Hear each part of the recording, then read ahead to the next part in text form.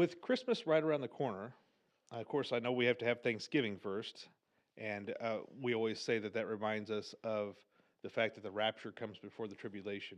We see the signs of Christmas, and everyone cries foul, Yeah. saying, "Well, what about Thanksgiving?" Well, that's the same thing in our idea of how the rapture is. Right.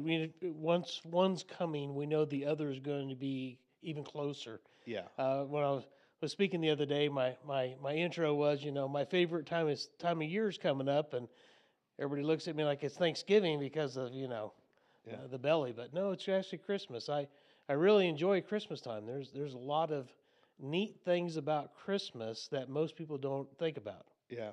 Well, and I wanted to talk to you a little bit about these nativities, and really talk about the Christmas nativity, as it were, and what the difference is, and some of the things that might be misconceptions of this. Yeah, the nativity is just a fancy word for birth. What happened at your birth? What happened at your nativity? Okay. And so to begin with, everybody had a nativity. So Yeah. here we're looking at Jesus's nativity, Yeah. and we've always had some misconceptions. I worked at a hospital for a while, and that hospital was uh, owned by Catholic people, very Hmm. nice people, did amazing work at the hospital, Yeah. and they always had a nativity up, and it Yeah. was the standard one, kind of like the one over by you, Yeah. and they had the wise men that were on one side of the grounds, Oh, and yeah. every day they would move them closer and closer to Jesus. Well, that's an interesting thing to see them moving him closer and closer to show that actual arrival of the wise men. Yeah, But you mentioned this little one right here, and it does have like this barn shape to it. I think most people have that kind of in their mind. When we think of a place where we keep livestock, Hmm. you look at my house, I've got goats and stuff, and I have buildings that kind of resemble that. Yeah, yeah. Well, and while we take our trips to Israel, Dr. Lindsted and I do a lot of these trips, and a couple of year, and we always take everyone to the Church of the Nativity, but most of the time we don't bother going to the little star that's on the ground that they claim is the birthplace. In fact, we actually go to what they call the Cave of Saint Jerome, Hmm. and that's supposedly where Jerome did some translation work and whatnot. But we take people to the cave because we like to say, you know what, your idea of a nativity really came from Germany, Hmm. from Martin Yep. Luther's time frame, than really what the nativity picture might have looked like. Yeah, that is for sure. The idea of how things were made back then and what materials are had far different than what you find in the very lush forestry of Germany.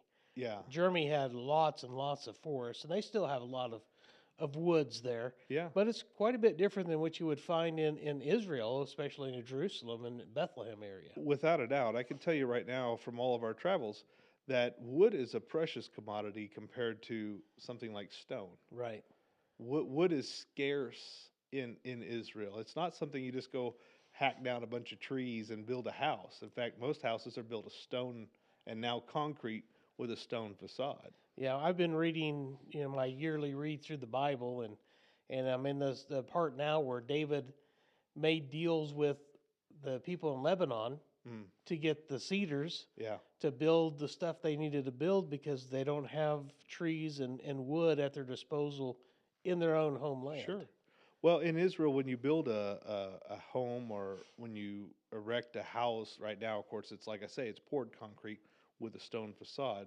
Right. But back in this time, you would have hewn stone from the side of a mountain or from the ground and stacked it up to build your house, Right. leaving this empty cave. And this is where you would have put your animals. Yeah. And I think that a lot of times I've seen where they take this place where they hewn out all the stone and they build on top of it. Yeah. And Hmm. so your stable is actually kind of under your house too. Yep. And your animals kind of live with you on what I would call the ground floor, Yeah. and then Yeah. you would go, of course, up above them and stuff like that. So, And that's the same thought in Venice when I visited Venice. oh The yeah, ground floor is the warehouse.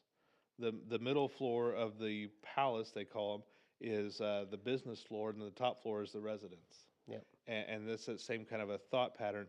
But what's interesting is to think about that as a cave. Hmm. So, like the little small one there next to you, and of course this nice big one here. These are all from Bethlehem. This is all made of olive wood Yes. from Bethlehem, and we do have these up on our website.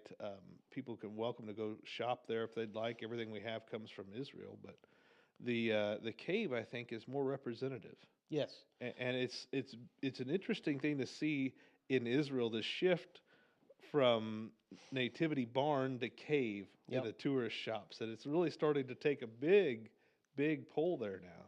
Yeah, exactly. And another thing that we went to a museum that was in a little town in Kansas. It was called Neo Ephrata, Ephrata, yeah, yeah, and they actually have stone mangers. yes, So when we think of a manger, we think of a wooden manger, a place for them to put the food for the animals, to yeah, eat, and but they would have used stone yeah. as well for Yeah. that. So Well, and that ties right into the exact location thinking of the birth of Christ. There, there's two Bethlehems, yes, absolutely, yep, but there is Bethlehem Ephrata, and this is closer to Jerusalem. yes, It's in a place where the Levitical shepherds or the priestly shepherds would have been raising Passover lambs. And so we really think if you look at it, you can see the Church of the Nativity is in this proper area, hmm, but there's also another field off to the side of there that's also in the proper area.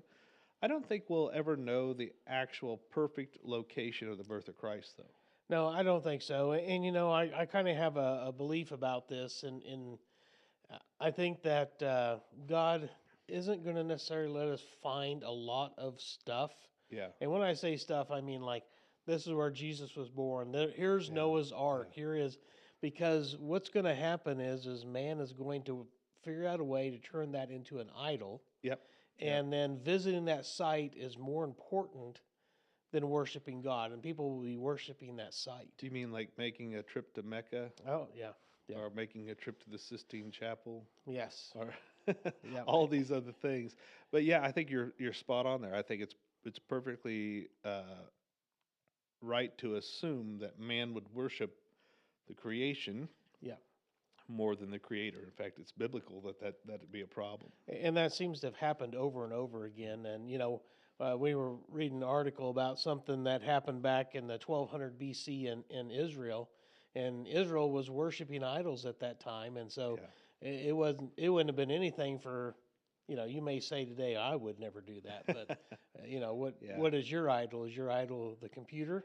Yeah. Mm, You It know, might be that little fancy phone thing you carry oh around. yeah, The little pocket idols. In fact, there's a man at Abraham's tent. It's a place we like to eat dinner. I think you remember him. yep, He says some of you carry your idol in your pockets, and it yes, goes ding a ling a ling. yeah, So so, that's pretty fun to go there. But one of the things it being in a cave though, and this hewn stone means that there's sharp edges. yes, And the yes, same thing for the Levitical shepherds when they were raising Passover lambs. And the Passover lambs had to be perfect, so they would wrap them in swaddling clothes to keep them from getting marked or marred against the cave or against the manger. Yeah, I think that's a rather unique thing. Like I Yeah. said, I raise goats. I know many people that have goats and sheep, and no one I know does that. Yeah. We don't do that. But in that area, it makes sense because the sacrifices all had to be perfect. Yeah. And Yeah. so the priest shepherds, no less, Hmm. would take care of that differently. And I find it interesting that Mary wrapped Jesus that way also. Yeah. Well, I think it was probably what was available to her, Yes. but I think intentionally it was available to her. And then when the angel or the messenger of God says to the priest, the child's been born, you'll find him laying in a manger Yep. wrapped in swaddling clothes. Yep.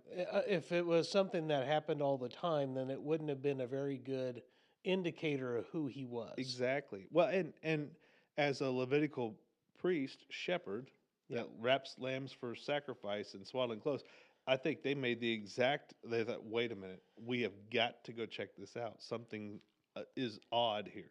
It's kind of interesting. When my daughter was a baby, she was a very hard girl to go to sleep. She wanted to stay awake, and so we would do what they call swaddling Mm, her, mhm. which is we take a blanket and wrap her.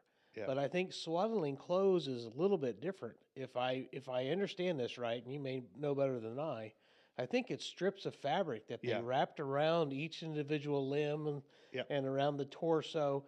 It wasn't like a big blanket. Yeah, it wasn't a binding. It wasn't really meant to contain them. Right. It was just meant to protect them from bumping into a wall or hitting a corner of something or another heel of another baby lamb or goat squishing against them. Now, there's something interesting about that, and I know that our Catholic friends have taken this to the next degree, the next step, Yeah, and I kind of find the swaddling clothes.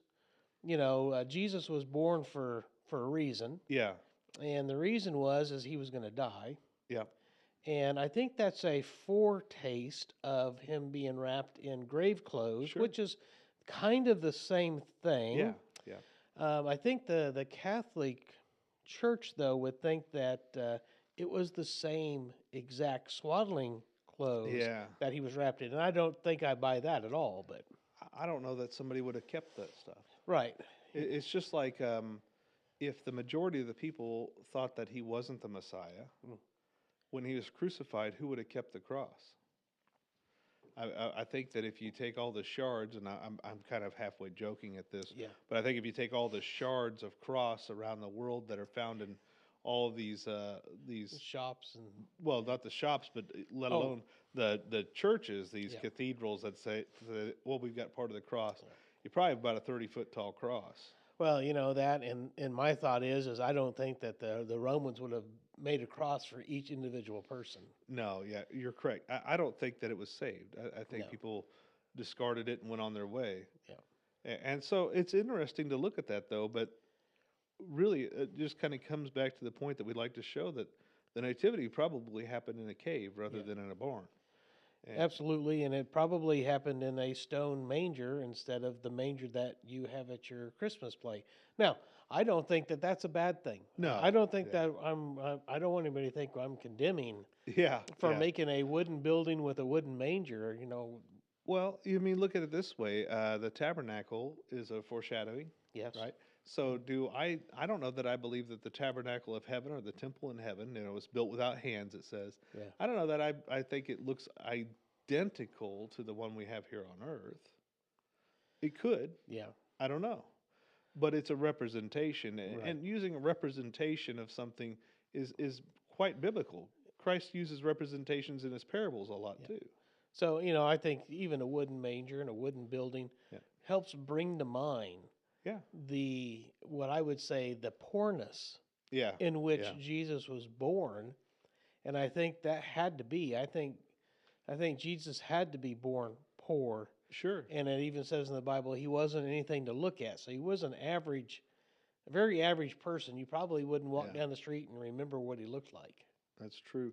Well, it says in Isaiah 53, I think, that there's nothing about him that would draw us to him. He's not handsome or looking like Clark Kent or anything like that. It's kind of funny you say that. when my daughter was a young little girl, everybody just swooned over her, thought she was the most beautiful little girl, and Yeah. and you know how many people gave us stuff because she was so cute. We had a guy come up to us in Kmart, if you even remember Kmart. Oh wow, yeah, And he said, "Your daughter's just so beautiful. Here's $10. Buy her something." wow. And we went to a restaurant, and she kind of batted her eyes at the waiter, and he brought her an ornament off the tree. And I think, we treat beautiful people, we treat wealthy people completely different than we treat poor, and I don't know if I want to say ugly people, but not beautiful people. Yeah. We treat them completely different. Well, and I think they're right. It's Isaiah 53 verse 2, and it says, "There is no beauty that we should desire him." Yeah. And man, that's interesting to think of all these pictures we have of Christ, of course, Yep. and we could get into that whole discussion Oh, too. yeah, What did Christ really look like? Well, it's even funny we talk about that because there's even debate on what time of year he was born. Yeah, I've talked to several people and look it up online all the time just to see what people think. And I've seen people talk about him being born in the spring and in the summer and even in the fall. And some of the Christians, like what we here in the West would look at December 25th, or Yeah.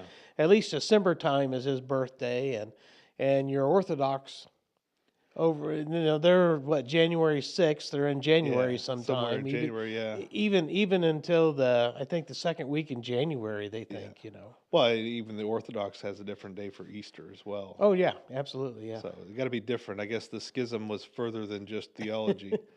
Yeah, But yeah. but like you were saying, not only that, there's even a debate on what year it was. Yeah, there was a priest who took the genealogies that Mhm. everybody despises reading because they're so, number one, can you pronounce all the names just right and whatever. But if you take those genealogies, you can actually come around to dates. Yeah, And of course, he worked it back and called 0 when Christ was born. And there's some contention that he may have missed that by a few years. And I think that comes back to the Jewish calendar. yeah, because I think the Jewish calendar is at 360 days. Yeah, it's 5 days short. And once you start adding up 2,000, 5 days short, Yeah, it becomes a little bit off. and man, I could be completely wrong, but I thought I remember there being a 13th month.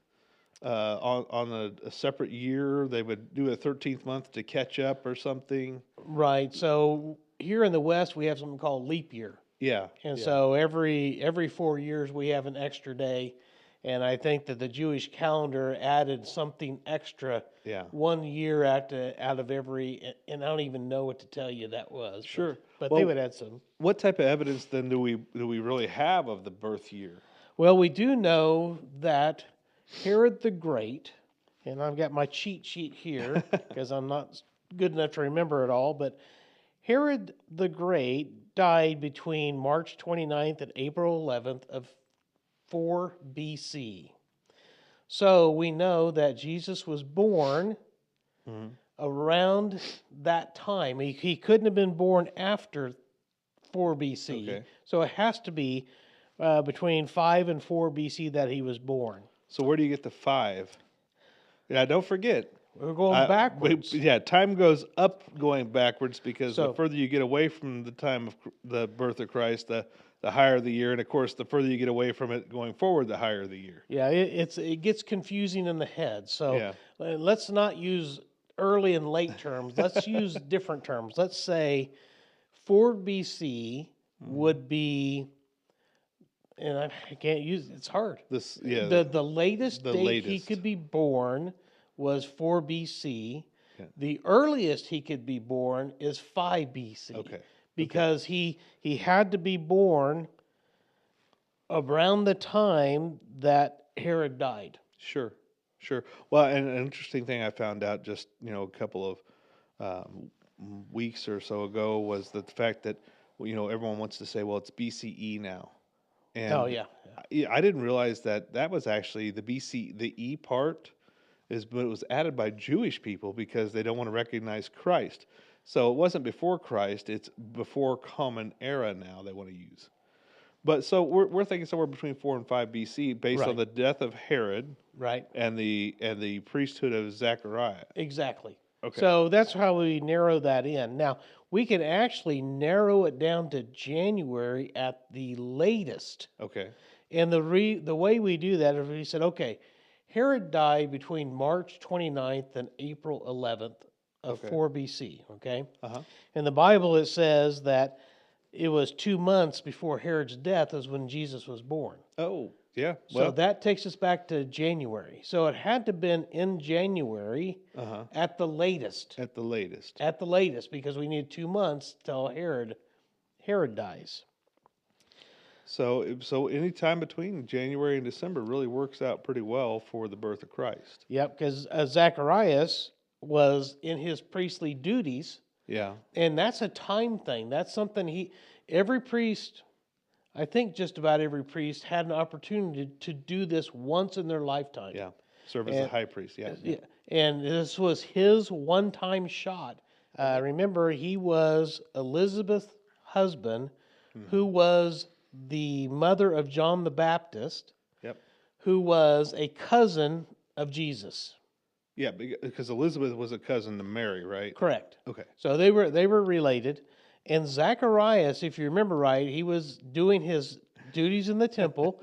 And remember, each one of these priests had one opportunity in their lifetime to do this. Yeah. And they were able to calculate back to roughly the time that Zacharias was in those priestly duties. Yeah. So remember, the angel came to Zacharias and said, "Your wife is going to have a baby." And he laughed and he said, "No, no, no, no, she won't." And so he was muted. He couldn't speak. Yeah. And so he couldn't speak until John the Baptist was born. Yeah. I wonder if Elizabeth appreciated that. I don't know. Probably so. My wife would probably be happy if I quit talking. But it says, and we can't be 100% for sure, but it looks like when we go backwards and add up according to when the temple was destroyed on August 5th of 70 AD, and we go backwards and we calculate through the priestly courses, we end up of the week between the 2nd and the 9th in October that he was there doing his priestly duties. Then you have to add 6 months onto that because remember, Elizabeth was 6 months pregnant when Mary conceived. Yeah. That puts us at the end of December of 5 BC. So that's the earliest date Jesus could have been born is in December of 5 BC. Well, a lot of people get that wrong. They say, well, that's too late because the baby leapt. Well, Jesus didn't leap. No. Correct. John leapt. Correct. So Jesus wouldn't have been old enough to cause the internal feeling of the baby kicking and moving yet. Exactly. Now, some other things that are kind of neat to know about this is the earliest church indication or what they celebrated was a midwinter birth. Yeah. In fact, Hippolytus he lived between 165 and 235 AD, also gives the date of December 25th of 5 BC when Jesus was born. Now that's not in correlation with the winter solstice or anything, is it? No, the solstice is on the 20th. Okay. So really, the adaptation of the 25th wasn't a pagan thing brought in. It was an early church belief. Yes. Okay. So everything points to that there is an outstanding possibility that Jesus was born between December and January, between the years 5 and 4 BC. Because remember, it goes backwards. Yeah. Now I have a question though. When you talk about the latest he could have been born was in 4. Because that's when Herod died. But didn't the wise men come after he was already a babe? Well, not a baby. He was a young child. It says in the Bible that they came to the house, so they're no longer in a cave. Yeah. Where the young child was. Yeah. It wasn't a baby in swaddling clothes now. So we have a representation of here. Yeah. Of the wise men. I don't think the wise men were at the cave at the manger. I think they were a few months behind that. Sure. And the wise men is a whole another subject that's so interesting to talk about. I've long since come to appreciate the wise men way more than I ever did before, just because of the significance of what's really happening with them. Yes. I think that we underestimate the wise men and Herod and Jerusalem's response to the wise men coming. Yeah. Well, in the text, they're really called magi, right? If I remember correctly, they weren't just wise men. I think that the Greek there is magos or something like that. Is that what it is in that verse? I don't remember. That's is that Luke? Matthew 2.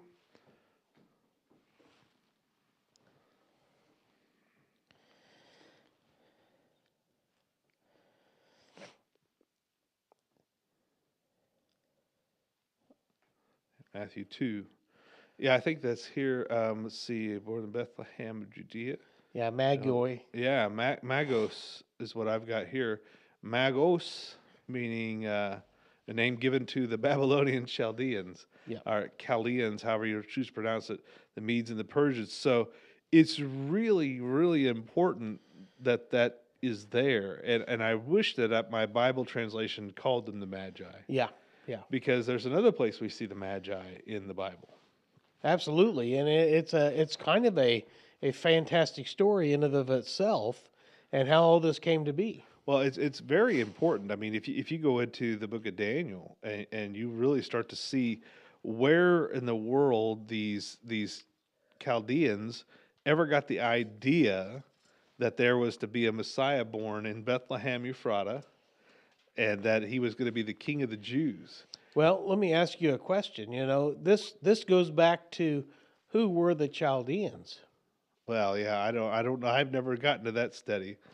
They were considered kingmakers. Well, that's what the Magi. That's what I guess I've always understood. Not the Chaldeans, but that are Chaldeans. I've always understood that being the Magi were the kingmakers. I guess I was always under the impression those were one and the same people. Yeah.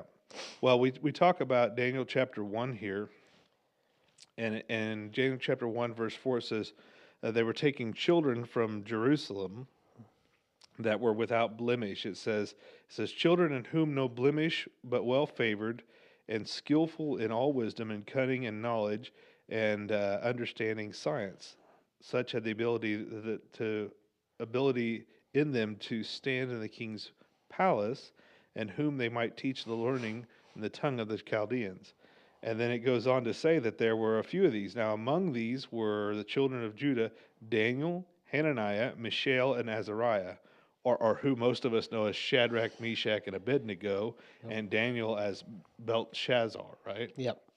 And so these are the children of Israel taken away into the Chaldeans. Yes. And Daniel, of course, everyone knows this amazing dream that Nebuchadnezzar had, and he demands that they tell him about the dream, and Daniel prays, and he's able to interpret the dream. And Not only that, but he gives the dream. Yeah, he tells the dream and the interpretation thereof, and but what that earns him a special favor. Yes. He becomes the leader of the Magi. Yeah, he's put over everything, and what's interesting about Daniel is not only is he put over all of the others, when the next king takes over, he remains second in charge in the Medes and the Persians empire. Yes. Yep. So he's been with the wise men. It kind of has the feeling that the wise men just traveled from king to king. A different king came, but the same wise men, the same advisors advised that new king. See, here it is, Daniel. This is in chapter 2, I believe, verse 46. It talks about here, then King Nebuchadnezzar, this is after he told him the dream and what it meant. He said, fell upon his face and worshiped Daniel and commanded that they should offer an oblation and sweet odor unto him. The king answered unto Daniel and said, of truth it is that your God is a God of gods and a Lord of kings and a revealer of secrets, seeing thou couldst reveal this secret. Then the king made Daniel a great man, gave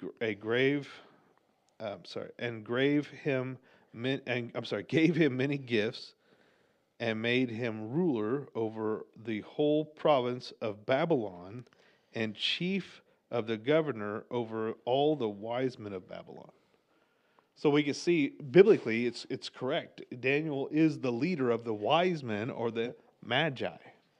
And so these kingmakers that run from place to place crowning kings are getting their input hundreds and hundreds of years before the birth of Christ, that there's a Savior coming to the Jews. If you look back at Daniel, and I don't have it pulled up here, but in Daniel chapter 9, verse 26, it says that the Messiah would be cut off. Yeah. And given a certain year from the time that they started to rebuild the wall until when the Messiah would be cut off was 483 years. Yeah. So these guys would have had that information and known that in order for someone to rule, I think in that day, they were like 30 years old, and that just about when you were considered ready for leadership. Well, you had several kings that were under the age of 18. That's true, but I don't know that they ruled without advisors. Sure. But so they would say, well, in order for the king to be king, had to be 30 years before, Yeah. or something like that. So they figured out when he would be born, and it helped that they had this thing behind us. Yeah. Well, and one of the other things that and I made all the ladies at my church so angry at me one day because I said, a lot of you have these camels, and in fact, there was one at our church, a nativity scene that had these huge camels, and the wise men were mounted on the camels, and they're like 18 inches tall. They're walking in on these. I said, well, I don't want to anger too many of you, but the wise men didn't ride camels. That's interesting. The wise men, as they were kingmakers, and this goes back to exactly how Herod in Jerusalem reacted to this situation. They say at some points they could have had up to 300 people riding with them, and they rode Arabian stallions. Wow. They were not slow moving. They were almost a battalion of men, and they were the kingmakers. That's what they were known for, kingmakers from the east. And so while there may have been some camels in their party bringing supplies, Yeah. most of them are riding these Arabian stallions. So when you think about 300 or so people descending on Jerusalem, going up to Herod and saying, "Where is he that's born King of the Jews?" And of course, first thing Herod does is like, "Hey, I'm the King of the Jews. Right. They gave me that title." And of course, then they're terrified that these kingmakers are coming to crown a king that's not him. The other thing I find interesting about that is it says, and all of Jerusalem were troubled. Yes. So King Herod was troubled, and so was all Jerusalem. Well, I don't think it was necessarily the people, but the people could have been. Yeah.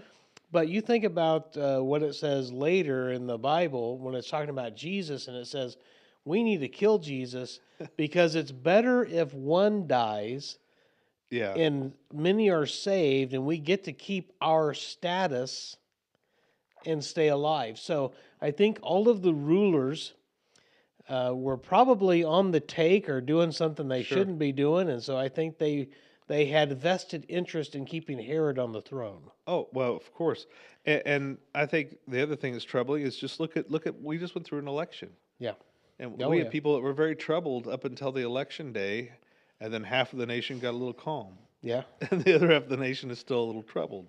So I think maybe when you start talking about changing the ruler of a nation, they start to get a little worried about, well, what's it going to be? How's he going to rule? Am I in trouble? Am I not in trouble? And I think I could see that really being a problem. I still find it fascinating the gifts that they brought Jesus. Yeah. And it was, here we are, where we were talking about Jesus being born into a poor way, a poor situation, and yet these kingmakers brought kingly gifts to Jesus. And then what happens right after they leave? Herod wants to put all these babies to death. Yeah. Well, you don't want to be usurped by anybody else. No. He was Little- crazy. He was killing his own family, his sons, and all sorts of stuff. But little does Herod know he's only got a couple months left anyway. That's right. Well, it was interesting, and most people think that there were three wise men. That's why we Oh, get yeah, the number. Like, hey, wait a minute, there might have been 300 of these guys, and it was because there's three gifts mentioned. So they say, well, there's three wise men. Exactly. Well, And- that's I guess you could say that's a reasonable assumption, but I don't know that we want to jump to things. I think it would be tight cramped to put 300 up here, but it's interesting how God takes care of things. Yeah. And it shows me how God cares for stuff. Sure. And he cared for his son. Yeah. And he knew that everybody would say to me, well, Dave, how come Jesus, look at all these poor babies, Yeah. 2 years old and younger, that were killed by Herod, Yeah. and Jesus escaped that. Well, only for 33 years. Yeah. They were still going to kill him no Yeah. matter what. He just put it off, and he had a ministry he had to complete before that death could happen. But the wise men's gifts facilitated his journey Yes. to Egypt. To Without Egypt. that, they couldn't have even begun to go to Egypt. Well, now we get into a whole other situation because everyone says, well, see, the Bible's for immigration because Jesus went to Egypt. Yeah. What do you think about that statement? I think that immigration is a tricky word The first thing is there's different types of immigration. Well, come on now. You're just being semantics here now, right? I think that makes a difference. Yeah. It makes a difference in how you address things and how things go. If somebody is a migrant that comes through a port of entry, Yeah. someone that the authorities know about or welcome, Yeah. I think that's fine. But when you sneak in the back door, So you mean legal versus illegal? exactly. So illegal, there is no evidence that Jesus was an illegal There's not alien. one shred of He evidence to was that. a legal migrant, Yeah. and I'm sure that he picked up and whatever needed to be done in that nation, assumed in that nation, and then once the Herod had passed away, Yeah. he went back in. Well, I would assume that his father, being a carpenter, as they call it, or tecton, and I don't know if we've ever really studied that out to know if does that really mean woodworker or does that mean I think that stoneworker? means construction worker of types. Yeah. He probably worked with all sorts of different So he materials. probably would have been versed in stone and wood and many Yeah. other things to construct, to build. Yes. And of course, why not have the job of a builder? He was a builder from the beginning, right? Jesus Yep. was. He said, why not follow his stepfather's footprints? Because he actually laid the foundations of the earth himself. Yeah. It says in the Bible that that Jesus is the beginning of all creation, and some of the Jehovah's Witnesses would say, well, that Yeah. means that Jesus was created, and it's like, no, he's the head of creation. Yes. He created everything. He is over creation. Well, and for many years, I would have answered the question wrong if somebody asked me who created the world. Oh yeah, I would have said God the Father, but then we read in John 1, it says that it was Jesus because it says in the beginning was the Word, and the Word was with God, and the Word was God. yes, And then it says everything was made by by him, him. and in him everything consists. So if he decides to let go of it, boom, it's gone. Yeah, And so it's an interesting thing to think of. But so he wasn't an illegal immigrant in Egypt. right. When he came back to Jerusalem, when he came back to Nazareth, I should say, he came back to his homeland. Yep. He didn't have to be deported. So I think if he was illegal, he might have had to be deported. So he willingly came back after Herod was gone Yes. and settled in Nazareth, which is, I believe, where Joseph was from. I think so. I think that's where they were living at the Living, time. I should say living, because he was from Bethlehem. That's why they went down to be Correct. taxed in Bethlehem. Yeah. Yeah. So Nazareth is where they decided to settle their family. Exactly. Yeah, and one of the things that we looked at was the genealogy Yeah. of Jesus, if you will. Because the Messiah had to be of the seed of David, Yeah. the Yeah. root of David, and so by following that genealogy down, we find out that both Mary and Joseph were both of the Yeah. root of David, the descendants of David directly, and Joseph would have been through Solomon, Yes. and Mary is through Nathan. Yes. So if I remember right, one of them is like a blood, Yes, so and the other Mary, is a ruling. so Mary is actually a priestly line. Yeah. Remember her Zacharias and Yeah, Elizabeth are yeah. a priest, and she, of course, is what gives Jesus his bloodline Yeah. because Jesus doesn't have an earthly father. Yep. He was born of a virgin, and so he gets his bloodline from his mother, which is his priestly line too. Yeah. Now Joseph is his adoptive father. Okay. Now, through that, he's an adopted king. So now Jesus is priest and king Mm. by his lines, one bloodline, one adoptive. And remember, the thing I find fascinating about that Joseph's line is Joseph has a character named Jeconiah in it. Mm. Jeconiah and his father and his brothers were so wicked that God curses that line Yeah. and says nobody from this person will ever sit on the throne again. So it matters that he's with Joseph by adoption and not by blood. Exactly. Yeah. So I just found it fascinatingly awesome that both Mary and Joseph are of the line of David Yeah. through different sons, and one of them is the bloodline priest, one of them is the adopted line king. Jesus is the king priest Wow. Messiah. And it had to be Joseph and Mary. You had to have that lineage Sure. to line up. So you think that maybe Mary was picked first of all for her lineage, not Yeah. that she was the favorite of all the women of the world. No, I think she was picked for her lineage, and I think she was a good, moral, upstanding Jewish A young good lady. Jewish young lady. Yes. And she wasn't full of grace, because there's a whole idea that she's full of grace, therefore she was sinless, because she was so full of grace she couldn't sin. So that goes back to what we call the Immaculate Conception. Now, wait a minute. The Immaculate Conception's about Jesus, right? Oh, absolutely not. And forever I thought it was. I thought, I did too. why would somebody think that Mary was born without a father and born holy? I had no clue until I was in my 40s Yeah. that they were speaking of Mary when they talk about that.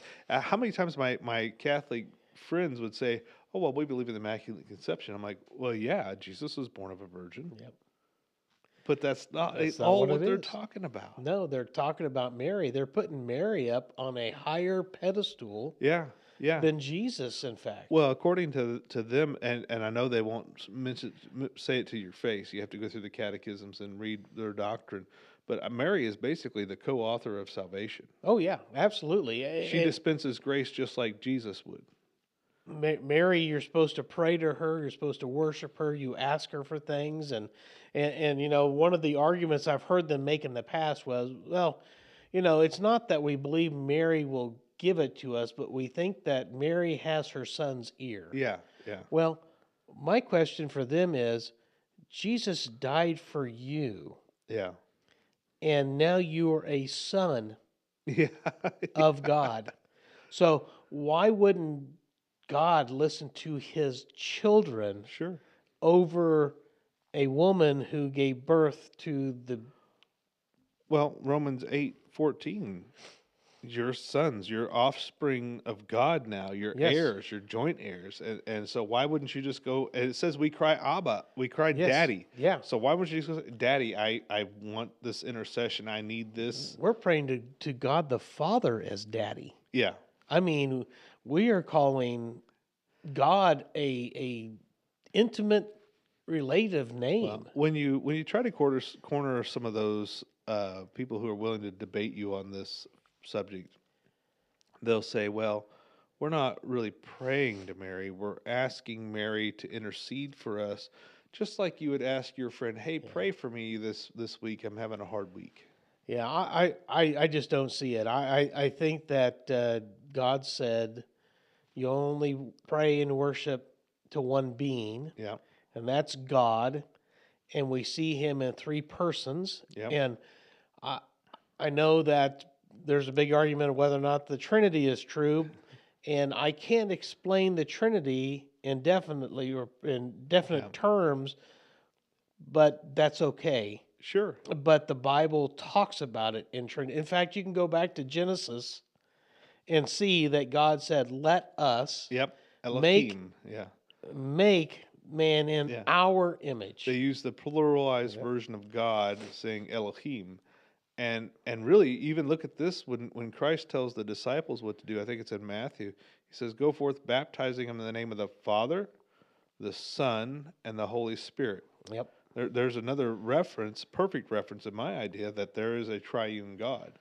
Now, when they say, well, we're just asking her to pray for us, well, how do you ask a person that's passed from this world to the next to pray for you? I don't even, this is going to sound weird. I don't know what you believe, but I don't think when you die, you're instantly with the Lord. I think your body is still on earth, in the grave, burned to ashes, whatever it is. Yep.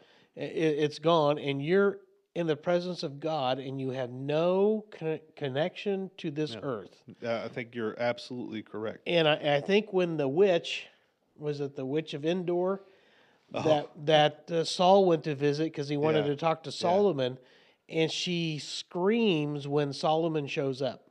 Yeah. Because when Samuel shows up. Samuel shows up. Because before, I think she just talks to a demon. Sure. Yeah. And this time it actually happened. Well, and then the next point to that is, I will say something like, well, I think if you think you can pray to Mary who's passed from this life to the next, that you're equating her with deity. And Yes, they go, no, we're not. I said, well, then explain how she's not omnipresent but can hear you pray. exactly. Because she has no deity in her to do. She's not omnipresent, omniscient. She's nothing. Yeah. She's just a person. But then they say, well, what about the verse that says we got such a great cloud of witnesses watching us run our race? Well, I think that refers to angels. Yeah, I think so. I think it's also the great cloud of witnesses waiting to see our finish of the race. Oh yeah. I think not that they're down here cheering us on as we do our race on this earth or walk our walk with God. I think they'll be cheering us on at the finish line. Yeah, and carrying us to the bosom of the Father. Yeah. So I think praying to her is useless. I don't think your prayer is going anywhere. No, And I think that you're actually going against the teaching of God. I think so too. And How do they get around the verse that says there's one mediator between God and man, right, the man Christ Jesus? and the Spirit uttereth. Yeah. When we pray, the Spirit helps us pray because Yeah. we pray amiss. Yeah. Well, and I heard something really interesting the other day about that. Speaking of uttereth and tongues and whatnot, somebody said that the Spirit makes intercession for us sometimes, or says prayers, I should say, is correcting our words. Correcting our words. Yeah, and I think that's true because it says with sounds that we don't understand. Yeah, yeah. That doesn't mean we're sitting there going blah blah blah blah blah No. blah blah. No. We're not doing the old Yosemite Sam stuttering, say whatever else comes. And the funny thing I find about the tongues whole thing, and I know this is a side subject, but how many of them say that they have divine tongues, but they all sound the same, Yeah. but nobody knows what they're saying? Yeah. I thought they were supposed to do tongues without an interpreter. Right. I think the tongues were given for people to hear the word of God, and if there's no one there that can speak that language, then what good is it for you to speak that language? So speaking that language, now there are some people who would say that tongues is such an angelic language that nobody knows it, only God reveals it to those who need to hear it. But some would say that that's actually speaking a tongue that's not native to you, meaning I would certainly speak Italian or Right. Russian or French or something. Yeah, I think that when you actually study that out in the Bible, that it's languages. Languages. When the Known King James languages. says tongues, it means other languages, not an unidentified mystical language. Sure. And I think Paul pokes fun at them when he says, even if you spoke in the language of angels, Yes. Yeah. Yeah. Exactly. you're doing it for your own edification. You're doing it to lift yourself. I don't think he'd be any different than the priest of that time. You know, Vain, long, they call it vain repetition or long, long. And now, and we really are coming full circle back to, remember we talked about how the people were terrified of Jesus coming in as the king and offsetting their little monopoly or their corruption. And I keep looking back at, I think it's Luke, where it talks about beware of those in the long robes that preferred that want the preferred seating and make widows' houses a spoil, or it takes all the money from the widows and all that. So I think it's just interesting how one of the religious entities right now, because that's what they are, the religion, their man-made religion, wears these long robes and prefers the best seating and prefers to tell you what you ought to know and understand about the Bible. absolutely. And I find it interesting that those people also can charge you to commit sin. You know, I can go in there and pay him a 5 spot to. Well, they'll tell you they don't sell indulgences anymore.